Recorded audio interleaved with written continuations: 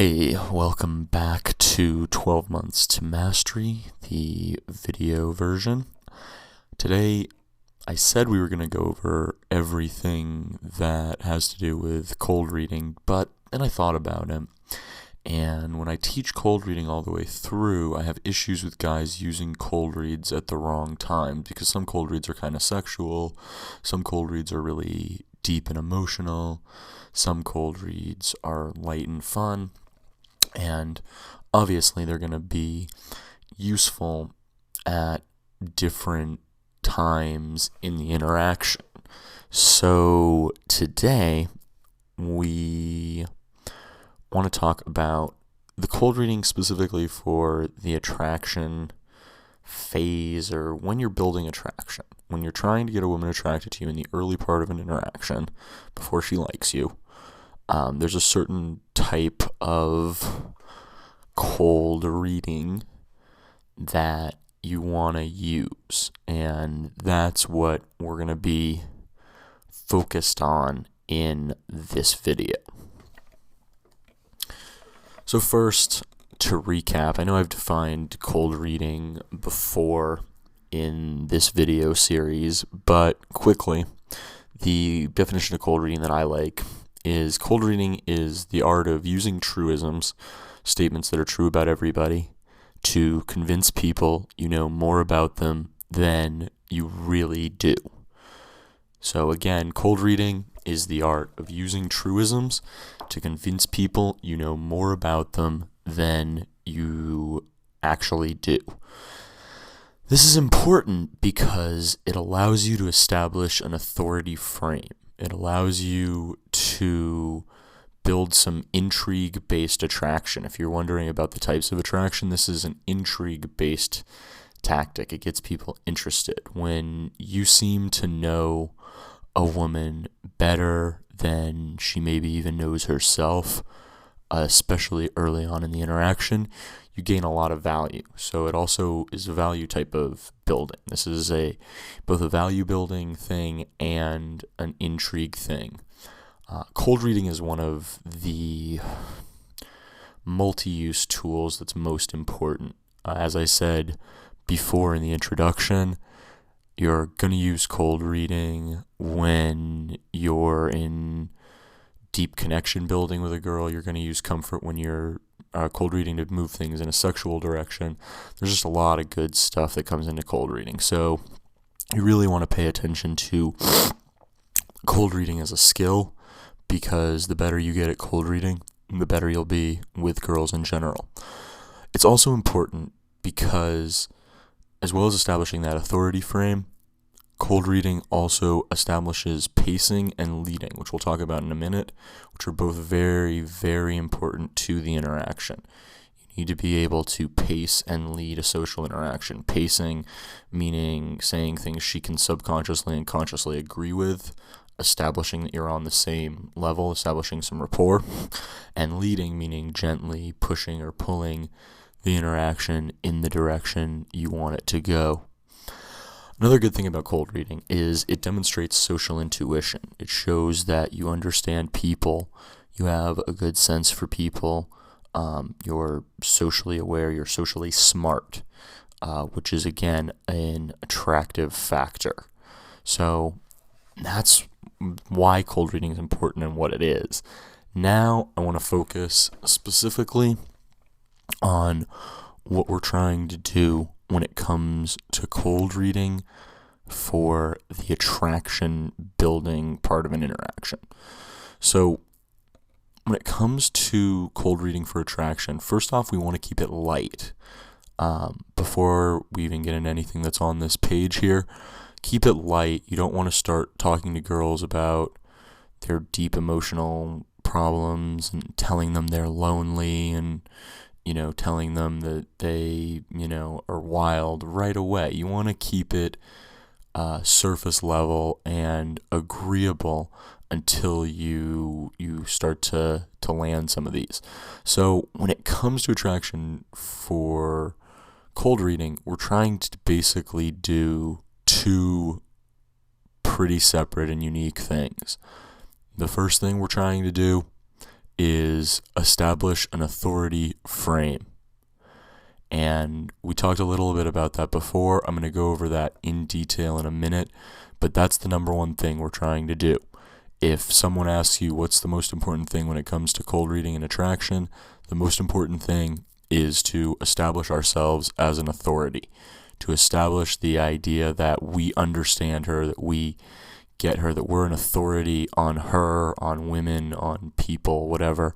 But to establish that authority, because that authority frame is really, really powerful. The second thing we want to do is we want to begin to build momentum using a cold read ladder. One of the cool things about cold reads is that they build on each other. So they're not just a one-time tactic. They can actually work together to move things along. So let's zoom in right now to the idea of using cold reads to establish authority. So what is an authority frame?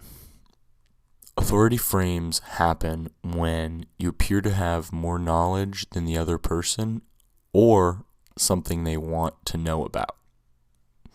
So anytime you appear more knowledgeable on something that someone wants to know about, you have an authority frame. Everyone's favorite subject is obviously themselves, so the best way to establish this authority frame is to talk to the girl about cold reads about herself. Now, in order to establish an authority frame, you have to understand a couple of things. First, you have to understand how to pace the interaction. You don't want to jump in and start telling the girl, well, you're like this or you're like that. At first, you want to start pacing things first to establish a superficial rapport. So, for example, if we're at the Delano in Miami, I might say, the Delano is awesome because of XYZ on a Friday night. And the reason I'm saying things like this, they're just to establish a superficial rapport. She can go, yes, we are at the Delano. Her subconscious mind checks that out and goes, yes, that's true.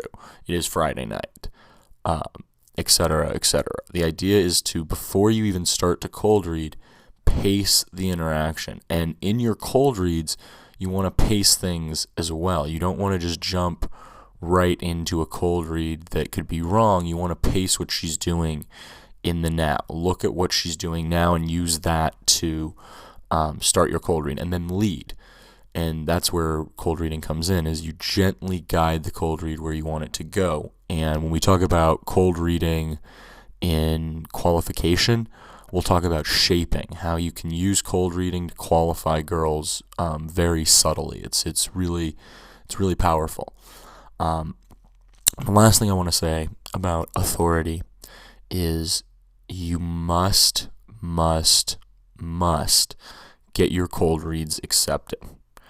If girls are disagreeing with your cold reads, you have no authority, or if girls start to disagree with your cold reads, your authority will be lost.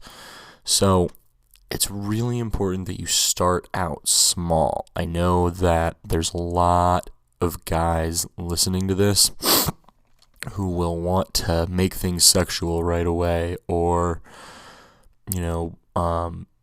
gather logistics, or all these weird things that guys want to do early on. First, just work on getting your cold reads accepted. Just work on using cold reads that the girls will say, yes, I am like that. That's the first step. When you can get girls saying things like that, you can build this authority frame.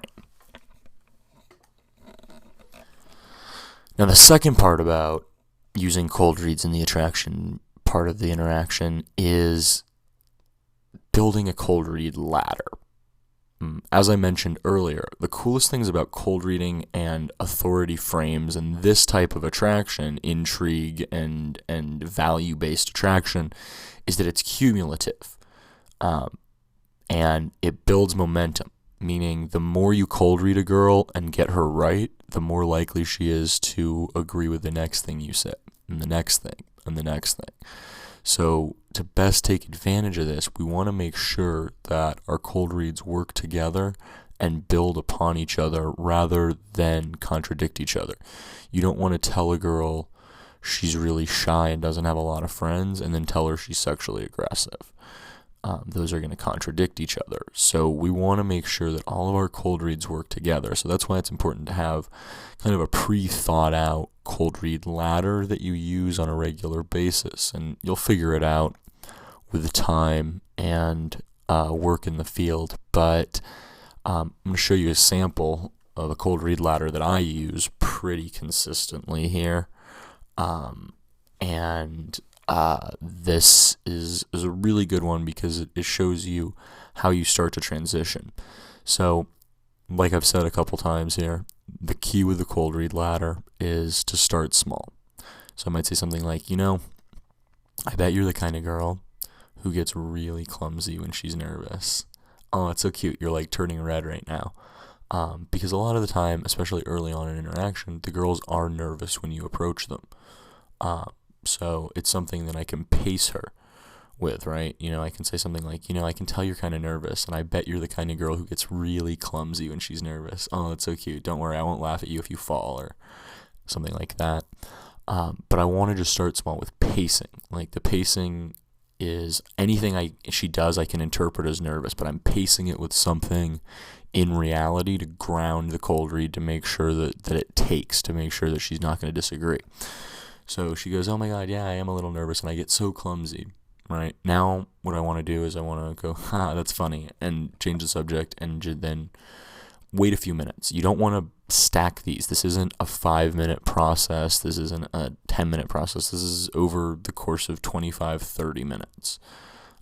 Over the course of a while in the interaction, you're gonna pace these. You may not do these all in attraction, but you're gonna do them in the first 30 minutes or so. So then I'm going to build, right? I'm going to say, the same way that I could tell you were nervous earlier, I have a feeling that you're the kind of girl who has a few close friends that you're really loyal to. Like you build this wall around yourself and you don't let people in easily.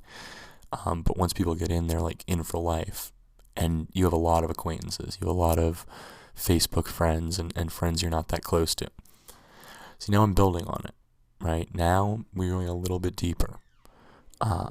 Most people have a few close friends and a bunch of acquaintances, so we're just playing on a truism here, but it sounds very personal, and since I already hit the thing about being nervous and clumsy, she's going to accept that one, probably. So again, a few minutes go by, 5, 10 minutes, 15 maybe. And now I want to start to lead. I want to start to bring out other parts of her personality. So I've already kind of framed her as like shy and reserved and like having a wall up. So now I want to use that to move somewhere else. I want to use that to move in a ambiguous, semi-sexual direction. Again, I probably wouldn't do this in attraction unless I'm getting a lot of attraction already. If I'm getting a lot of attraction, then I would do this in attraction. Otherwise, I'd do it in a little later. But I'd say something like, I bet you, when most people meet you, they think you're a bitch, not a butch, which is what it says on the paper. No proofreading necessary. But that's not the truth. The truth is you're shy. And it takes you a while to get comfortable around people. But once you do, watch out. Like, I bet your neighbors have all the dirt on you. Right? So here, again, I'm just building on what I'm saying. I bet when people meet you, they think you're a bitch. If she's hot, chances are when people meet her, they think she's a bitch. And people always think they're misunderstood or that, people don't like them and this, that, or the other. So that's a really good one because it hits her hard. She's like, oh my God, is he saying I'm a bitch? And that's not the truth. The truth is you're shy. And it takes you a while to get comfortable around people. Again, we're reinforcing. This is building on the idea that she's the kind of person who puts walls around herself, that's really loyal to a few close friends. It takes her a while to get comfortable around people. But once you do, watch out, right? And watch out is just kind of ambiguous, right? Is it sexual? It's sexual without being sexual. And then I think I added, I bet your neighbors have all the dirt on you, which, again, kind of ambiguous and vague, but semi-sexual, but nothing a girl can get offended by. So that's kind of how you want to use a cold read ladder. You want to start small. The first one is not, you're not going to get a girl to in bed with you because you say she's the kind of girl who's really clumsy when she's nervous. But you'll get it accepted, which then allows you to build this idea that she's the kind of girl who has close friends, that she's loyal to, and she builds walls around herself, which then allows you to say when she meets people, they think she's a bitch, but she's really just shy, and it takes a while to get comfortable. But once she's comfortable, and it's all really trying to get to that point where I can give her some sexuality, but not be overly sexual, if that makes sense. And so there's a lot going on there. I don't expect you guys to be able to do this right now. I don't expect you to be able to like take this cold read ladder out, but I want you to start thinking about how cold reads build on each other. What cold reads you're using now, what cold reads you know that you found on the internet, what cold reads you can learn from books like The Big Book of Cold Reading by Ian Rowland, which I think I've recommended before, but it's a great book. It's the book that's actually in the picture a few slides back. It's a big blue book. You have to order it online. Ian Rowland is the guy's name, IANROWLAND. So you want to just have your cold reads build upon each other. You want to start small and inauspicious. This is the foot in the door principle in influence. We want to just start easy, get it accepted, get the ball rolling, because like I said, it builds momentum. As I make more and more cold reads, I have more and more leeway to lead. As I pace more, there's more and more leading that I can get away with. So cold reading really is, I hesitate to say an art, but it's definitely something you have to play around with, and it's something that is really fun when you get good at it, with guys and girls and everybody, and it makes you a much more interesting person.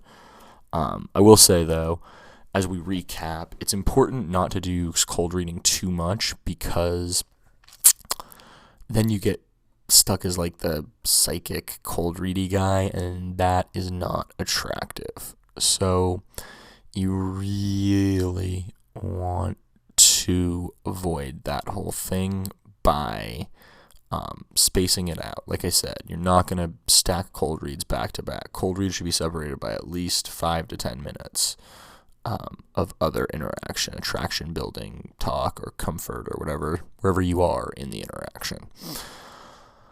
All right, recapping. Cold reading is the art of using truisms to convince someone you know much more about them than you really do.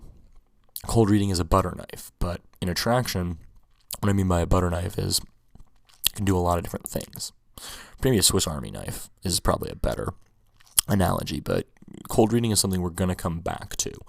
You will get more information on cold reading as we go further into this course, but for now, in attraction, our goals are to establish that authority frame. Number one, that's the biggest thing we want, because once you're an authority, you have value, you have compliance, you have a lot of stuff we're going to talk about down the line, and then use that momentum to build a ladder of cold reads that paces, leads, and eventually allows you to move things in an escalating sexual direction, but again, not for like 30 minutes of interaction.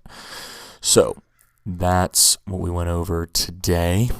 Now we'll give you your exercise, which is to build your own cold read ladder.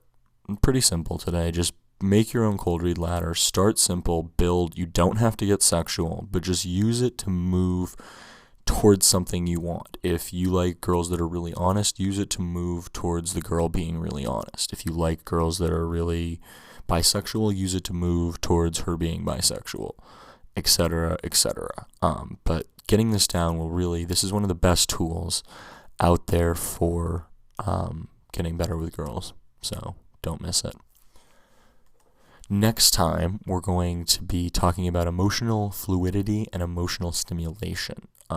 Emotional fluidity goes beyond attraction. It's an idea that will help you win the hearts and minds of everyone you talk to besides women in general. It's really how to understand and stir the emotions of other people. So don't miss that next week. Talk to you then.